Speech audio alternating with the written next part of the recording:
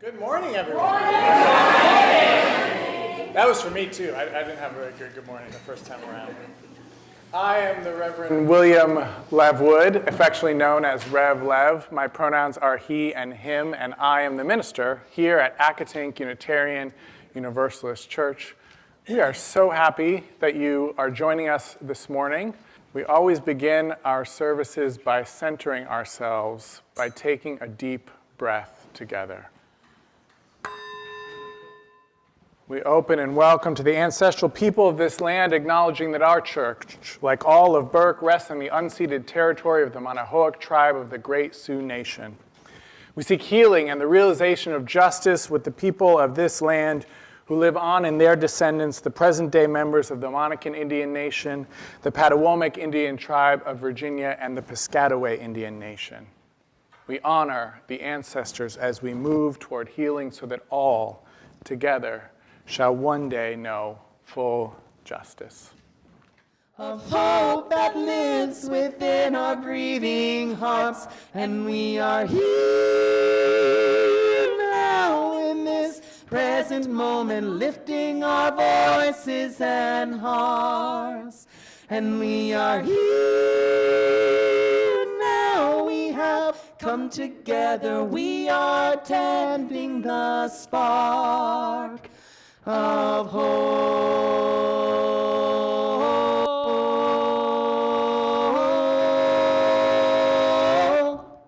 Oh, may it grow,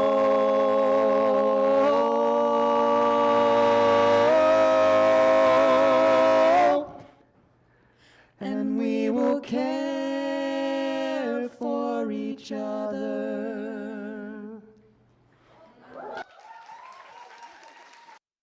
So welcome to Accotink Unitarian Universalist Church. I am Judy Robison. My pronouns are she, her, and I'm happy to be your worship associate today. If you aren't new to Accotink, look around. Do you see people you haven't met or you haven't spoken to in a while? These people like you and they want to meet you. Help us live up to our mission to be a welcoming and inclusive spiritual home for all by reaching out and making a connection. Whether you're a longtime member or a newcomer or something in between, we encourage you to stay for our social hour, online and in person, immediately after the service. We're so delighted that you decided to join us here today. Welcome. And now we celebrate our season of nonviolence with this Janus prayer. Peace and universal love is the essence of all gospels. Forgive do I, creatures all, and let all creatures forgive me. Thank you. Good morning again. Good morning again.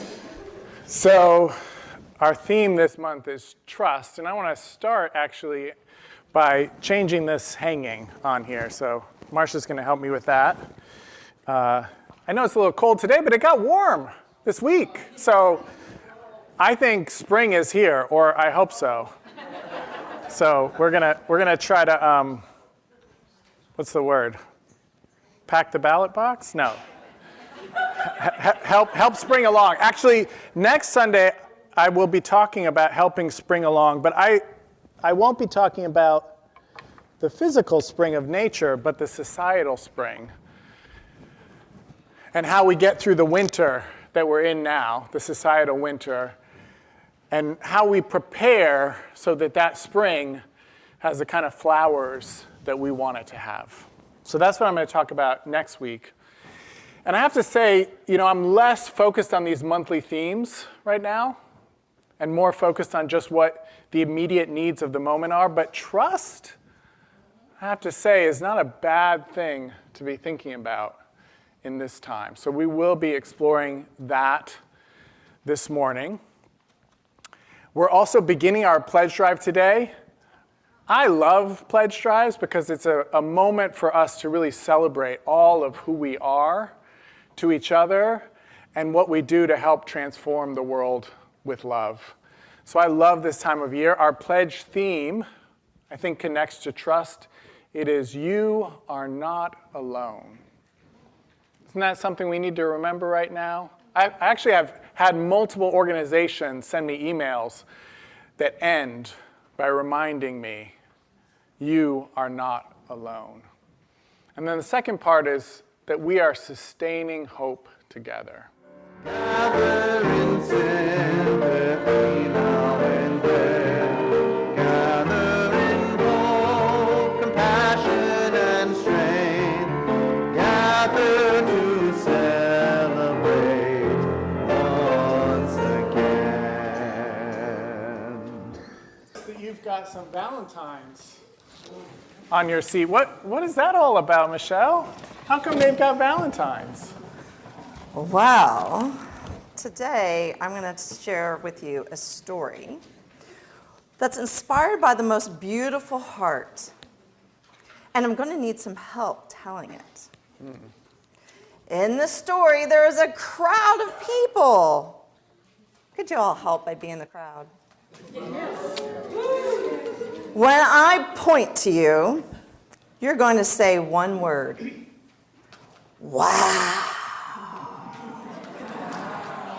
Yeah, wonderful. Here we go.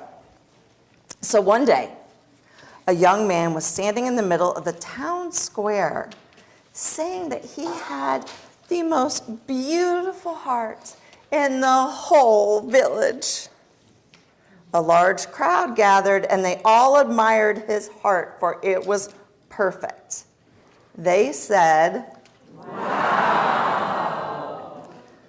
There was not a mark or flaw on it. Yes, they all agreed it truly was the most beautiful heart that they had ever seen. The young man was very proud and boasted about what great efforts he had gone to make sure that no one could ever hurt his heart. Suddenly, an old man appeared in front of the crowd. He said, "Your heart is not nearly as beautiful as mine." The crowd then saw that his heart was quite strong, but it was also scarred and damaged in many places.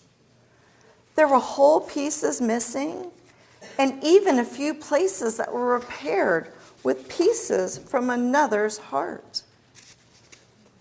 The young man then laughed and said, "You must be joking. My heart is perfect, and yours is a mess of scars and tears." "Yes," said the old man, "yours is perfect looking, but I would never trade with you." Then he explained that the scars and tears were because he opened his heart to life. He said that he often gave a piece of his heart to others, and in turn, he receives a piece from them. When he felt fear, sadness, and anger, he explained that he didn't close his heart. And so new spaces were created for more love and more compassion to shine through. He said how he could feel that his heart and his whole life were connected to everything else. He knew he belonged to other people, to the earth, and to love. "The pieces don't quite fit," he said, "but the rough edges, the scars and tears reflect all the times I believed in love." The crowd said, "Wow." At that moment, the young man realized how protecting his heart day and night kept him away from everyone else. The old man and the young man then hugged. Afterward, the young man walked away, and he noticed a flaw in his perfect heart. Then he began to cry tears of joy because he knew they belonged to one another. Now his heart, his imperfect heart, was truly beautiful. This story teaches us something important that many faith and wise people have told us, how important it is to have an open heart. We can keep our hearts closed like the young man and feel scared and alone. Or we can open our hearts wide like a flower even when we're hurt, sad, angry, joyful, or just being silly. When we do, our heart is like a musical instrument, and we can feel all the notes it can play. We can feel how beautiful it is to be human and to be here together. Each time we keep our hearts open when they want to close, we get braver, kinder, and more loving. And when we keep our hearts open, like this congregation does, day after day, year after year, our community grows its own big, strong, loving heart. We need each other's hearts to help our own hearts grow, especially when we feel scared or unsure. Some of us may feel a little more tender or vulnerable right now. And it's our community's heart that helps us take a stand for what's right, to shelter and protect one another, and to care for each other through every storm. It reminds us that we all belong together. I'm Kate Highland. My pronouns are she and her. And on behalf of True Accotink Colors, I want to thank this congregation for, again, choosing Transgender Education Association for the third year in a row as one of our outreach collection organizations. It's always an important work, but especially this year. And it is my honor and privilege to introduce our speaker from TGEA, Amber Beekler.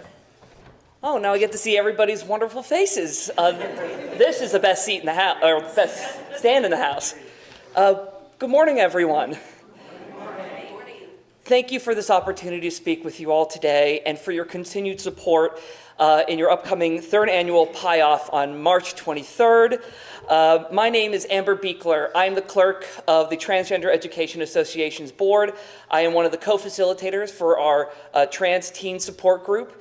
And tangentially related, I do prefer pie over cake, and especially blueberry pie. If anybody has a good recipe for blueberry pie, I will be back there. Please come talk to me for any recommendations.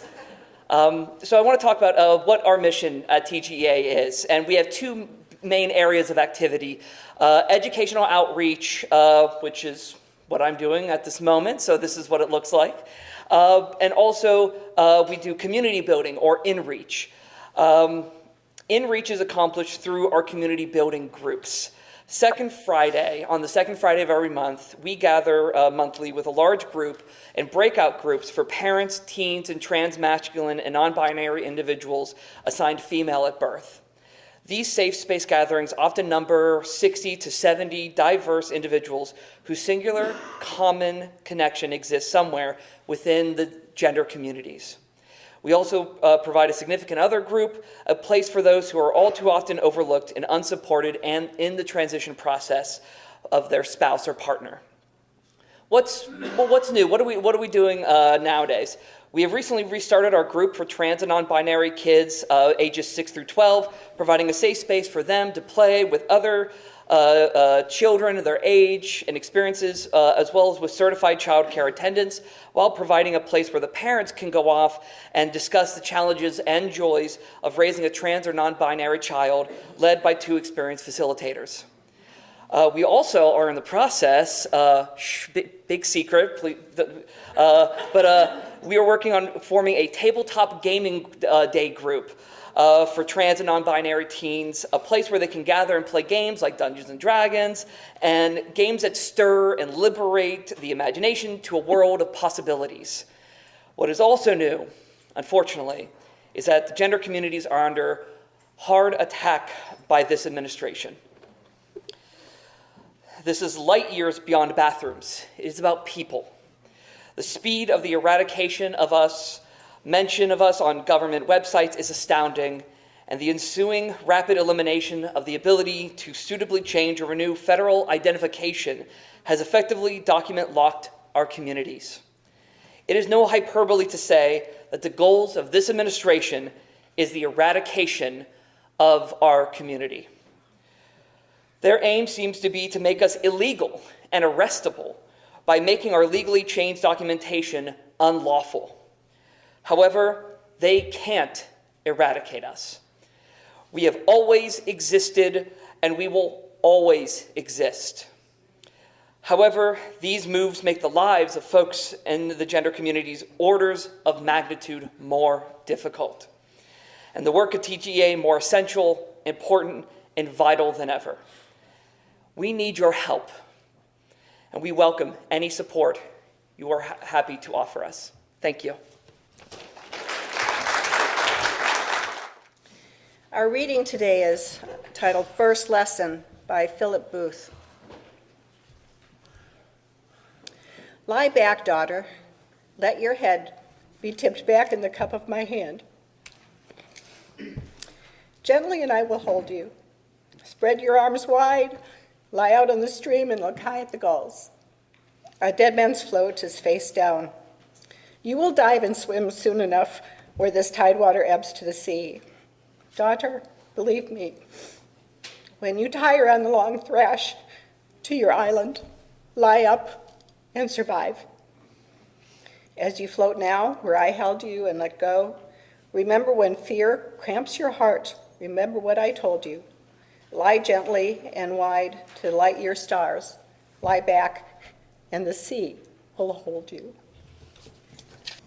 So a little bit later in the service, you're going to hear Brad and Jackie sing these words from Allie Halpert's song, I'm Not Alone. I forgot for a minute who I belonged to. The Mama Earth, the wind and rain, the beauty and the pain. We belong to the earth. This earth that is so much bigger than us. And by the way, when I wrote that sentence last night, it auto-corrected to this heart is bigger than us. Lie back, daughter, the poet says. Let your head be tipped back in the cup of my hand. Gently, and I will hold you. Spread your arms wide. Lie out on the stream and look high at the gulls. Sometimes we need to be reminded, taught even, that we are not alone. That we belong to the earth, that a parent's hand is there to hold us. So tip back your head, spread your arms wide, and remember, even after the parent has taken away their hand, the sea will hold you as you float, gazing at the starlit night sky. You are not alone. We are not alone. Each of us and all of us are held in a matrix of connection, of care, that exists not only in the here and now, but comes to us from the past and extends forward into the future. Those words are from the poet and essayist Ross Gay, writing about his experience being part of a collaborative creation of a community orchard in Bloomington, Indiana. He asks, what do you do when your blessings are more than you can count? Because this is the truth, despite any lie to the contrary. The lie, the argument against this matrix of connection and care, Rebecca Solnit writes, is often framed as an argument about human nature, that we are essentially selfish.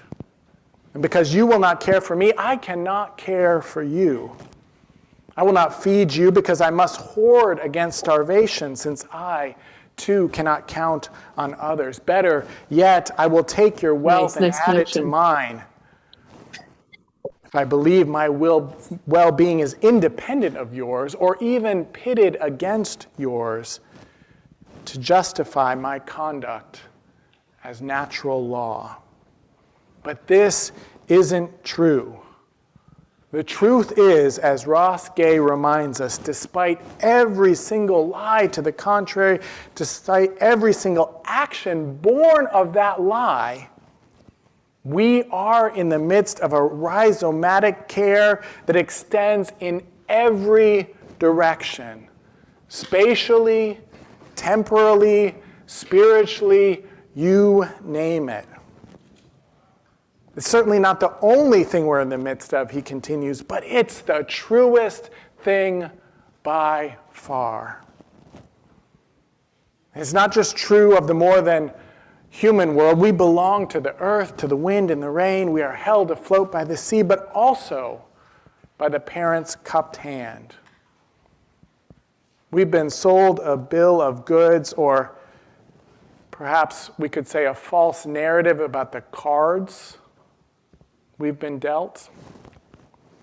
Capitalism suggests that we are driven by our own selfish desires to compete with others for limited resources. And then we structure our economy based on this principle, creating the very selfishness we claim to be inherent to human nature, impeding the natural human impulse for care that creates and sustains safety nets for the young, the old, and the otherwise vulnerable, which is each and every one of us at one time or another.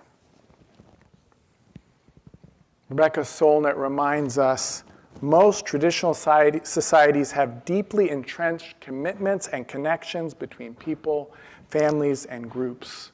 She continues, the very concept of society rests on the idea of networks of affinity and affection. These networks of affinity and affection are the natural order for human beings and human societies. And we find evidence for this not only in everyday life, in all the neighborly, everyday ways we relate to each other, and in all the structures of care we've created, from schools to hospitals to foreign aid, but also in those times of crisis when these structures fall away.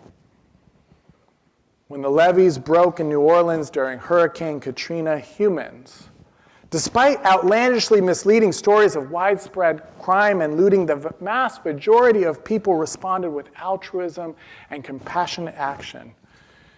Here's Rebecca Solnit again writing about Katrina.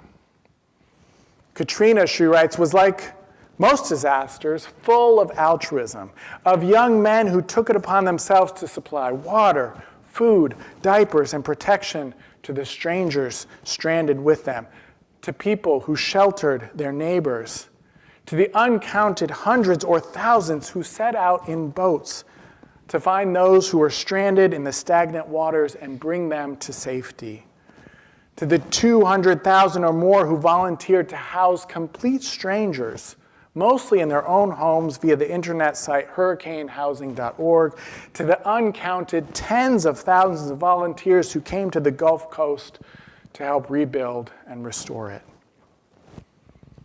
Rebecca Solnit reminds us that the image of the selfish, panicky, or regressively savage human beings that show up in times of disaster has little truth to it.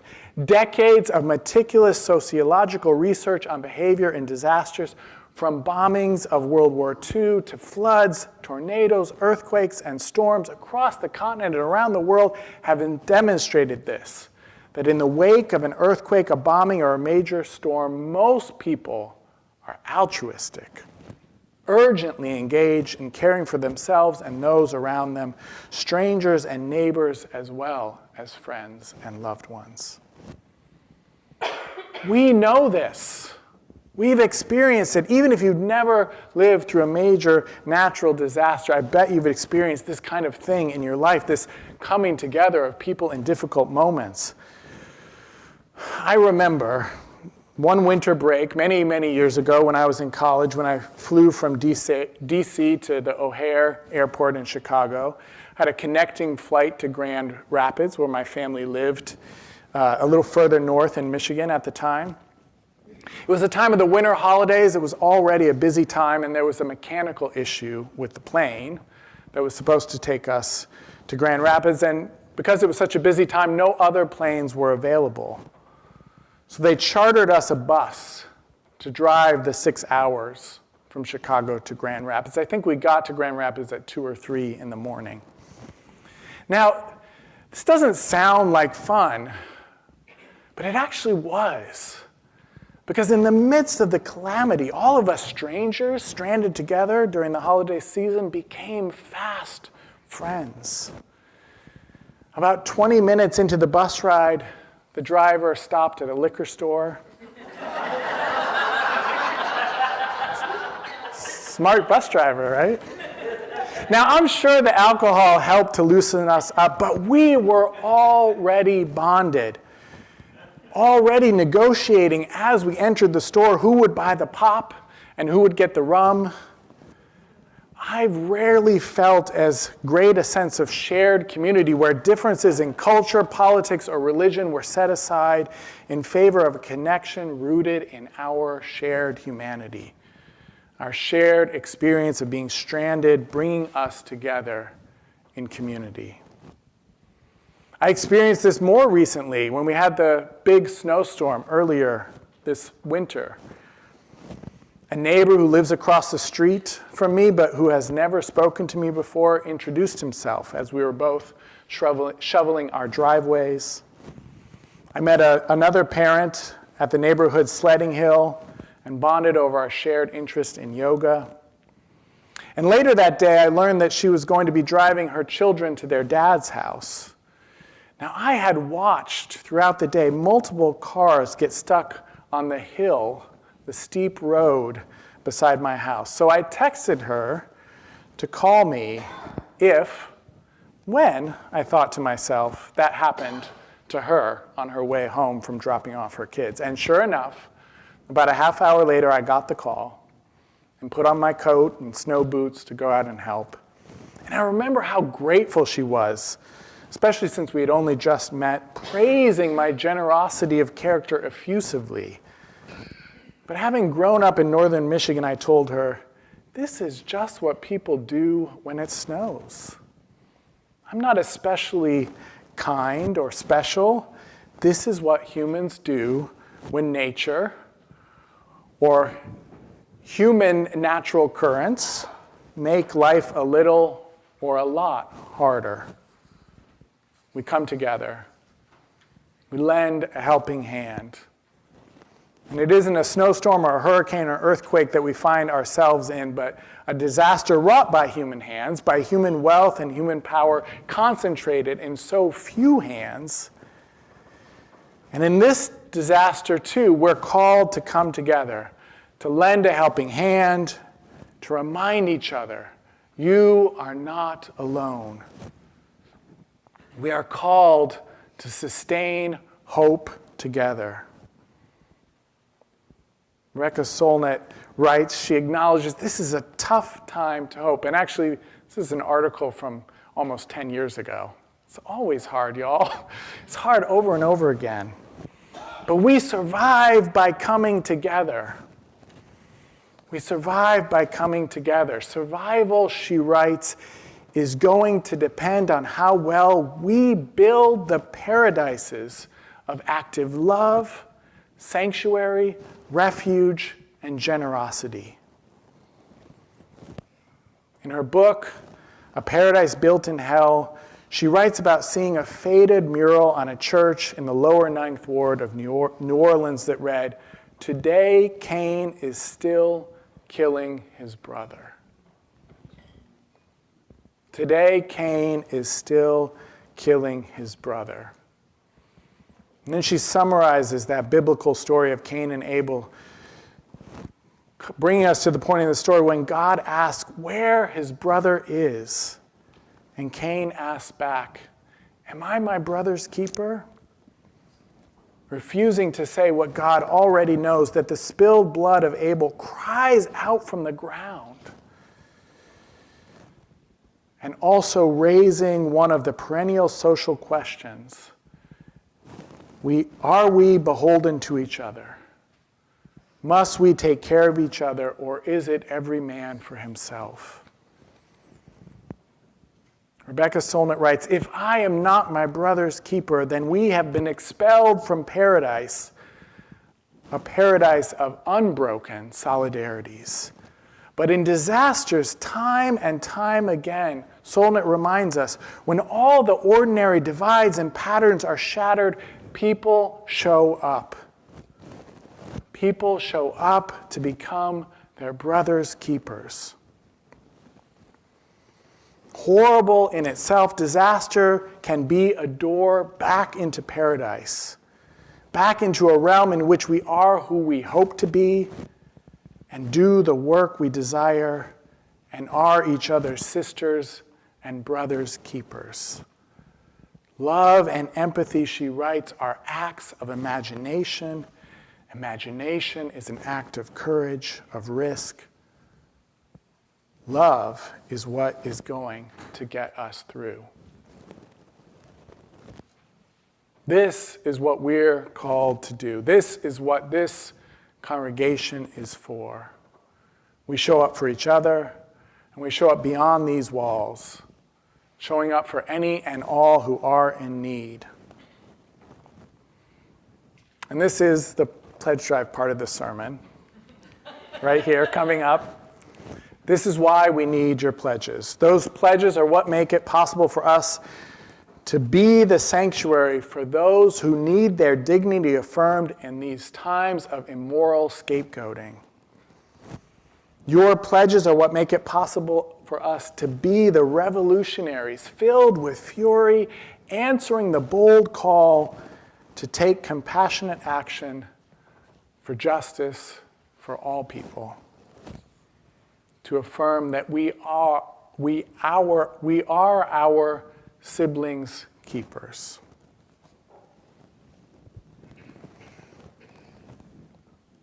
First lesson by Philip Booth. Lie back, daughter. Let your head be tipped back in the cup of my hand, gently, and I will hold you. Spread your arms wide. Lie out on the stream and look high at the gulls. A dead man's float is face down. You will dive and swim soon enough where this tide water ebbs to the sea. Daughter, believe me, when you tire on the long thrash to your island, lie up. Lie up and survive. As you float now, where I held you and let go. Where I held you and let go. Remember, when fear cramps your heart, what I told you. Lie gently and wide to the light year stars. Lie back, and the sea will hold you. I'm not alone, I'm not alone, I'm not alone, I'm not alone. I forgot I'm not alone, for a minute I'm not alone, who I I'm not belong alone, to. I'm not the alone, Mama Earth, I'm not the alone, wind and rain, I'm not the alone, beauty I'm and not the alone, pain. I'm not alone, I'm I'm not not alone. I'm not For me, alone, the I'm world not was alone, created. I'm not alone, I'm not To alone, dust I I'm will not return. alone. I'm not alone, I'm not alone, I'm not alone, I'm not alone, I'm not alone, I'm not To alone. dust I will I'm not return. alone. So please rise now in body or in spirit. If you are comfortable, hold hands with each other. If not, make your connections as you wish. Join in our closing words. As we extinguish our chalice, I invite you to join in our community blessing with these words of David Bumbaugh. This church is dedicated to the proposition that behind all our differences and beneath all our diversity, there is a unity that makes us one and binds us forever together in spite of time, death, and the space between the stars. We pause now in silent witness to that unity. Now that we've gathered together in this welcoming and inclusive spiritual home, let us go out into the world inspired to share our values.